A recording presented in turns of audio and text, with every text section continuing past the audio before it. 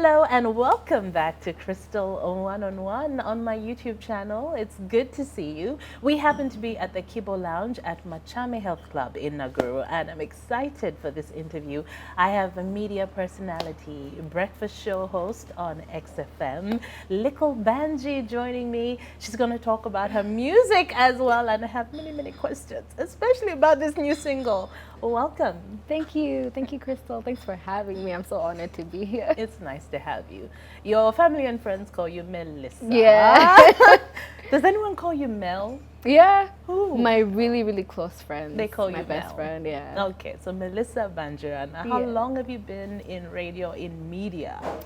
I would say all my life, roughly. Because you started really young, yeah, right? Yes.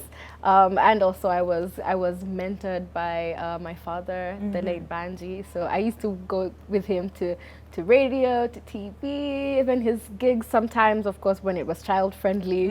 And not the governor ones, not the no, nightclubs. definitely not those ones. But yeah, and watching him growing up, looking at my father, who I loved and adored so much, looking at how he loved and put so much passion into what he used to do, it was so inspiring. I always wanted to be like him. So yeah, when unfortunately he passed, it even pushed me further. Like, you know what, this is your chance now to carry it on. And yeah, since I would say since I was a youngin, yeah. So, okay, so it starts from your late dad, DJ Bangi, who I worked with, and who was the most amazing person. So, you know, I'm sure you hear it all the time, because he was your dad. Yeah, and I knew he was. And I mean, he was so special to you, but he was so special to so many of us as well. And he carried you around, like his little briefcase. Right? And he talked about you all the time. Oh. Was there ever a moment where you thought, you know, you'd do something else, or was it like media was the thing? No, I always saw media. I always knew I want to do radio, I want to work on TV, I want to be No one tried to change your mind along the way? People, of course, were like, why don't you do law? You're really good with how you present your thoughts and arguing till you get heard. And I was like, yeah, that seems okay. It seems like a cool career path, but it's not the way to getting there. Seems like something I'm not ready to do, reading all those books and I want to do something where it comes natural to me. So I was also always into music, singing. My dad also he was such a music connoisseur, if I would say. He was crazy about music.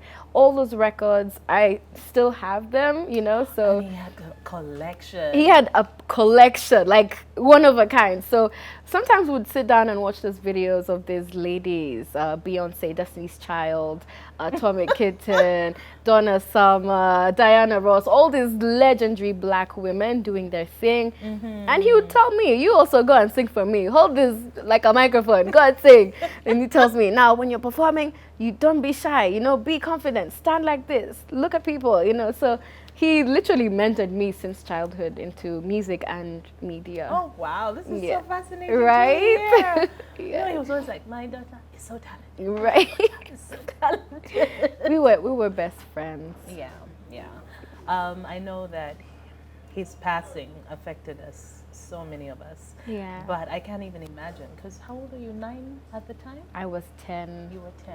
And it was so unfortunate because it was literally like 10 days before my birthday. It was quite heartbreaking, but here we are now. Okay. Yeah. All right. So growing up, where was school for you? I did Aga Khan. I went to Kampala Parents. Then I went to Gayaza for about 2 years, and I was like, you know what, I can't handle it here. Bye. Why?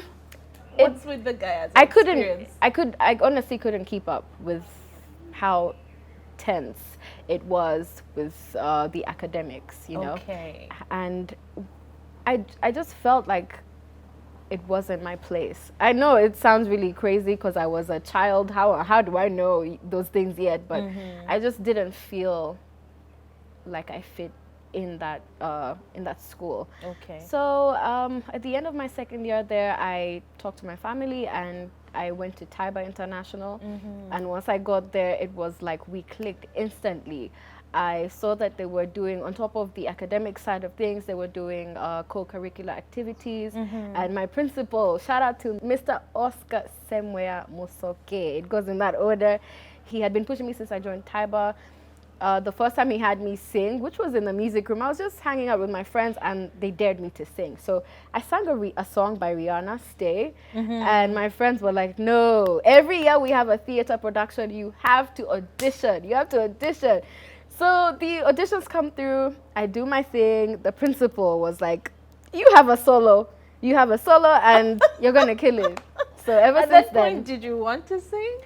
How did you feel about it? In all honesty, I felt so shy. I was such a shy girl, and moving to a new school, not a lot of people are welcoming, not a lot of people are opening up their arms to you. So when people were like, you should sing, you need to sing, I can't believe that was literally the first time in my life I had sung in front of anybody in that music room. And it was a dare. And it was a dare. And then after that is how I started doing the music productions. Mr. Semoya said, every year you have your assured solo. So you go practice whatever song you want to do, come and show it to me. If I like it, we have it on. And since then I've been in music, singing. Okay. Yeah. So these are the people that are placed around you to set you on your path. Yeah. And he clearly saw something in you. Yeah. So music is not like the last few years. We're talking all the way back to Literally, high school, yeah. right? Okay. So you'd be part of the production. Yes, Did I you would be. ever do any vocal training as well? Yes, definitely. Our music teacher, Mr. Polycarp Quincy, he was very motivated, and he wanted us to also be motivated and disciplined. So we'll do all those vocal runs, we'll do all those the exercises to open up our vocal cords, and eat right, drink right, don't hang out with the other kids because you're going to end up shouting or eating oily foods, which is bad for your Oh wow, right? That's intense. It really was intense. So Even yeah, the diet? everything, the time we slept, the time we woke up, the exercises we would be doing, the intensity of the exercises, like they really made sure that we were at perfection when it came to performing. Okay, I'm Yeah. impressed. I have a feeling a lot of people are like, Taiba, Yeah. right? Yeah. Okay then. So high school, were you in Taiba all the way through to the end? Yes, I was. Okay, for A levels as well. Yes, as Okay. well. Oh, this was international. When It you- was, yeah, Taiba International. Okay. And when did you start TV for the first time? Because was it Teens Club? Yeah, it was Teens Club. I started TV in my P6. Yeah, that was probably like 2009, I think. Yeah. And it was really challenging because, there's so many other kids up there, and I was such a shy girl. These other kids who seem so conversant with the entire concept, so confident, easy when it comes to expressing themselves. So, of course, I was in the background for a while until eventually I left completely and I started to focus more on my school. Okay. Yeah. So you did it for a few years. I did it for 2 years, actually 3 years, up until my S1. So it didn't feel right? No, I hadn't yet come out of my shell, and I wasn't surrounded by people who were interested in mentoring me in that. So I decided, let me take a break, go for my vacation, finish, go to S1 and see what happens from there. Okay. Well, Yeah. you made it very clear that music was part of your life. Yeah. From being pushed. Actually, you've had people who've pushed you out of your comfort zone Yeah. as well. So what about radio? Because I know right from way back you really, really wanted to do radio. Yeah. Uh-huh. I got into radio through my mentor, who is, she goes by Mama Kampala, Mama Kla, aka Maritza. Shout out to you, Maritza. She's at Next Radio right now. Maritza, I met her through mutual friends. And when you meet somebody and you feel like you know each other already, there was that sense of familiarity. And then later on we found out that actually we used to play together as kids. So yeah, Oh, wow. right? So what Maritza did was I expressed to her my interest because at the time I met her, she was at XFM. So I'm like, I've always wanted to do radio. I've always wanted to do my thing, but I've never really been given a chance. And I just want to do it. So she's like, it's okay. Let me see what I can do for you. She managed to, she walked me through how to get in as an intern because at that time I was still in uni. So yes, she walked me through the process. I pushed my application. I reached out to the employers, and eventually they let me come through and do internship. So that's how I started in XFM. But before that, I had been to so many radio stations. My God. I had been to Jazz, So I had determined. been to Sanu, I'd been everywhere, almost everywhere, in mainstream radio in Kampala. And I actually, Mr. Semwaya actually pushed me to my first time that I actually did radio, which was at Capital FM. That was the first time I did internship. We were doing this work experience project that usually they would do for candidate classes in Taiba. So on top of pushing you in the core curricular side of things, even your career path, if you feel like you want to do law or you want to do radio, they would put us in those spaces. Okay. So that is what we did. I started doing a 2-week program at Capital. It went well. Then from there is when my passion for radio, would I say, became even crazier because now it's like I've got a taste, I want more. So yeah, fast forward into 2018 is when I did my internship, and then 2019 I joined XFM. Okay. Yeah. You've mentioned that you're quite shy. You Yeah. said it a few times Yeah. now. When did you feel like you were starting to come out of your shell? I would say 2018 when I got into the internship program at XFM, because that showed that they believe in me. They see something in me that they would want to help grow. So once I got in, it's kind of like I developed 2 personalities, Melissa and Likkle Bangi, right?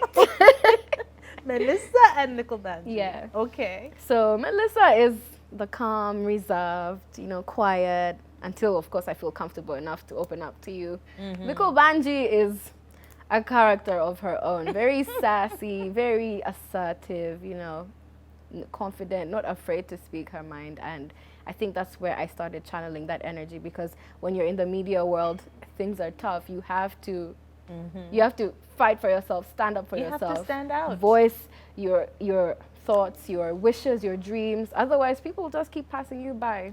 Yeah. Okay. And the decision to go with Likkle Bangi. Yeah. Okay, we know Bangi was your dad. Yeah.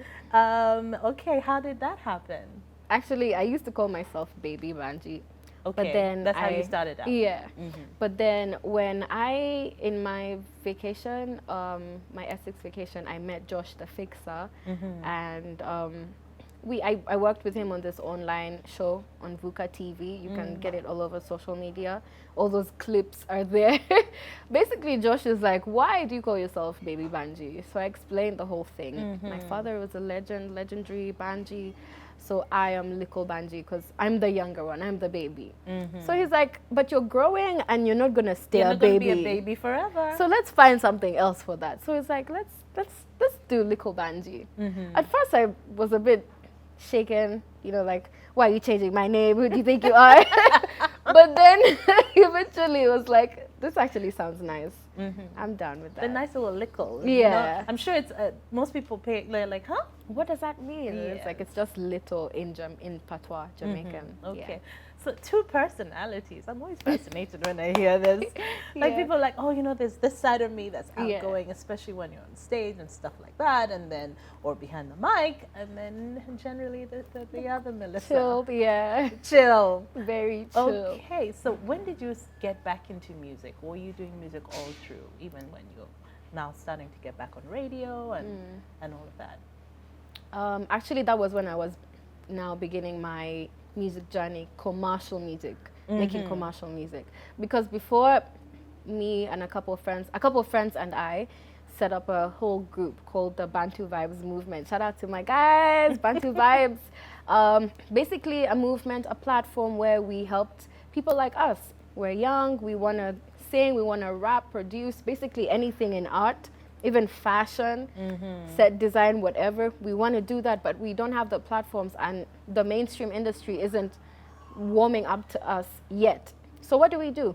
We form our own movement. We started having our own events, the clan meeting, where young artists like When was us. this? When was this? When did you start? We started in 2018. Okay. Yeah.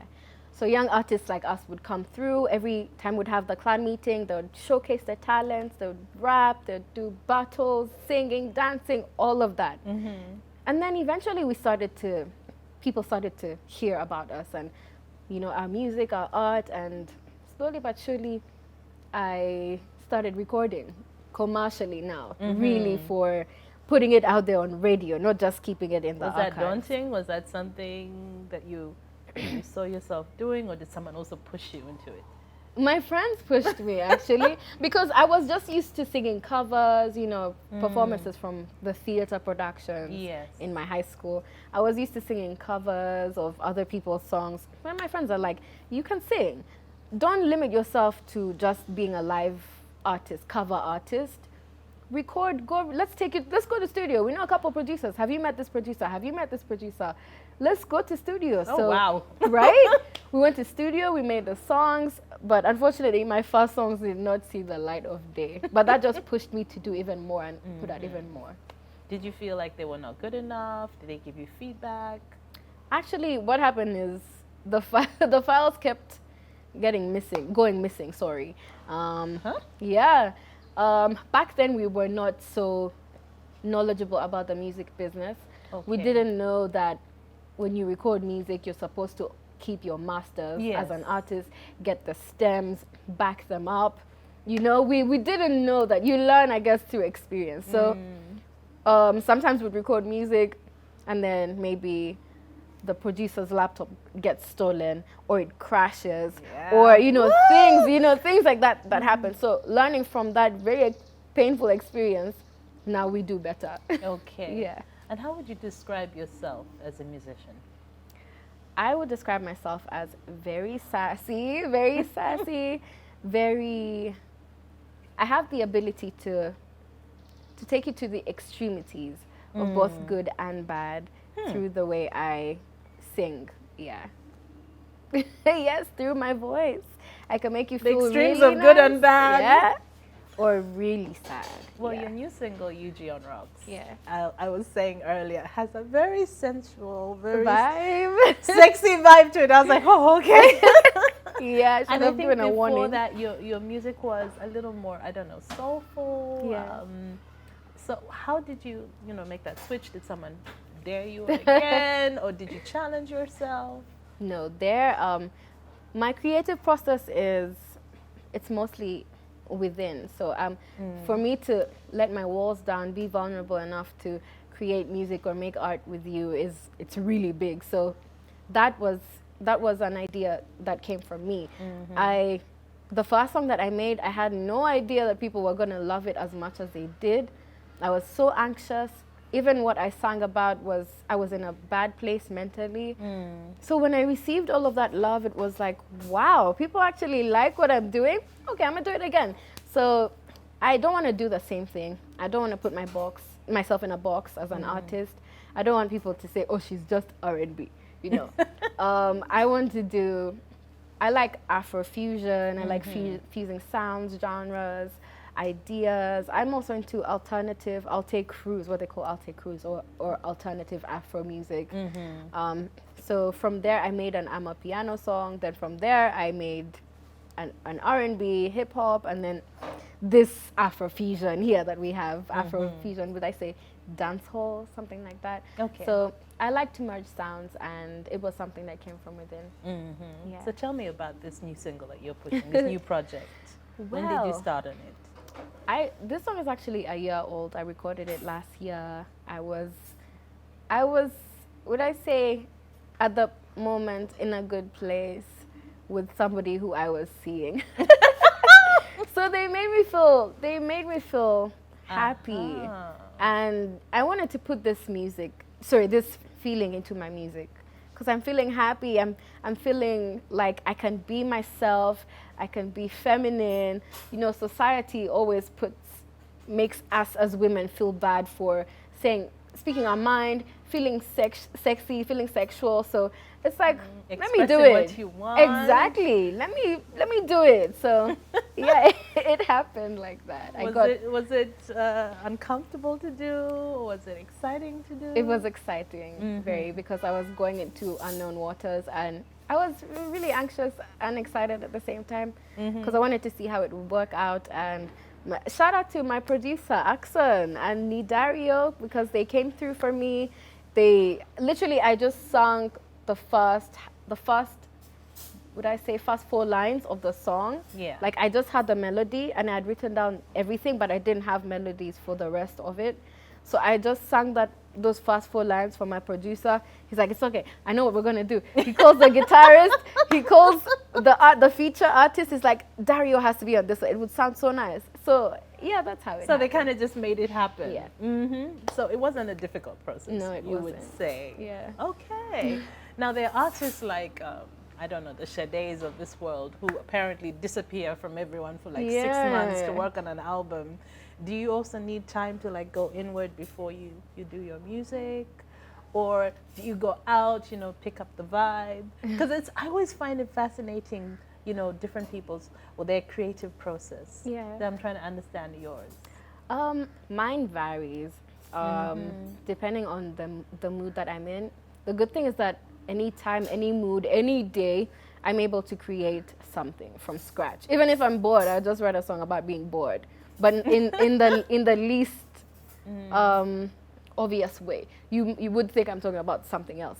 So I think the creative process varies for me depending on the situation that I'm in, the headspace that I'm in as well, and what's touching my heart at that moment. Okay. Yeah. So how are you managing the two? Because you have the radio and then you have your music. Do they merge as well? I feel like they complement each other, because at radio you get to meet so many different people, different artists, people from different backgrounds, professions. So that in itself is kind of like building a fan base. And then with my music, you make the music, you put it out there to the radio and to the people who have curated the fan base that I've curated, and it's like, wait, you can actually, no wonder your voice sounds so good. You can do both. That's amazing. You can play with it. Yeah. So it's really, but not every radio presenter can sing. Gotta make that clear. Make them tell them. Not every radio presenter can sing, or media personality. It's only for a certain few. Yes. How's the reception been? Like I said, I was so shocked, especially with the first song, UDK. I was so shocked with the feedback, the way people accepted it. And of course, if you accept my art, you're accepting me. So I felt accepted, and I was like, what? People actually, I was shocked. So it has followed through. Of course, there are going to be some people who will come at me and tell me, oh, I don't understand your sound, but I like it. Maybe if I listen to it more, or maybe if I learn, see you more, like maybe through your content, maybe I could get to understand it better. But that never puts me down, because that's just, it's literally you putting me up to a challenge to make you my fan. Like, oh, you don't understand it? Okay, let me do something else and see if you like this one. Yeah. No, but I like what you said. If someone likes your art, they accept your art. It's like they accept you. Yeah. And I've always said this about a lot of artists, especially musicians. Yeah. You're putting out your heart, your soul, how you're feeling, what you're going through emotionally. And and you're just kind of waiting to see, okay, what happens, how is it picked up? Yeah. Okay, so we're wrapping up the year, 2022. How has this year been for you? Wow, it's been crazy. I believe so much in spirituality, and numerology is one of those aspects. So the number 2 is very significant in spirituality, because it symbolizes duality, both good and bad. So which is what I've gone through this entire year, 2022.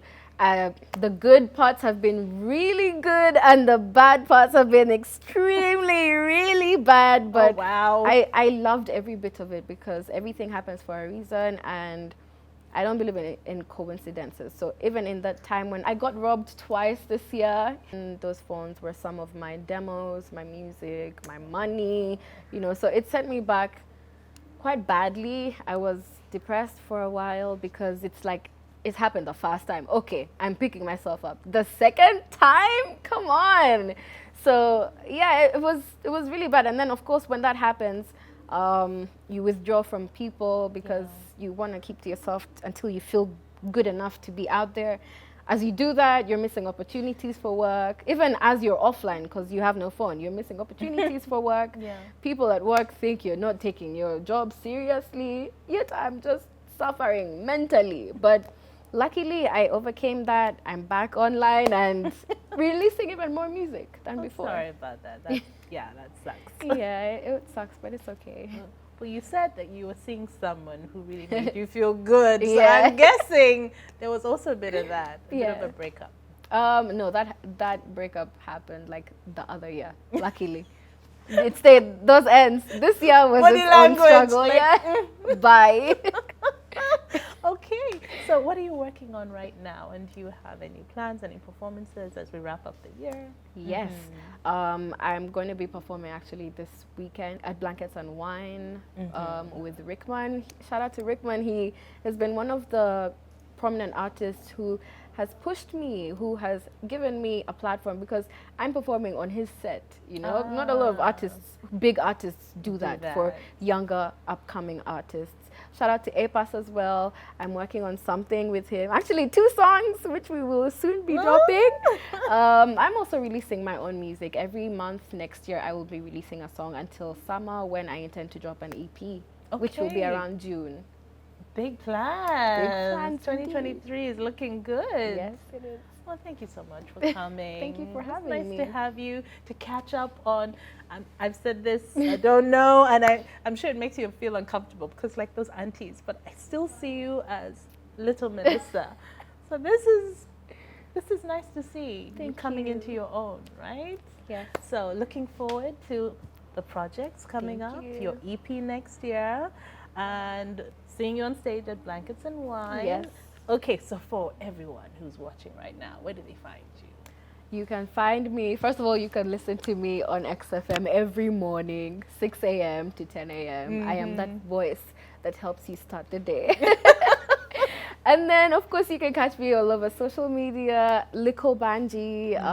All my music is on all those music playing platforms, so Spotify, Tidal, Apple Music, YouTube, whichever you prefer, Likkle Bangi. We're not giving up. We're doing this till the end.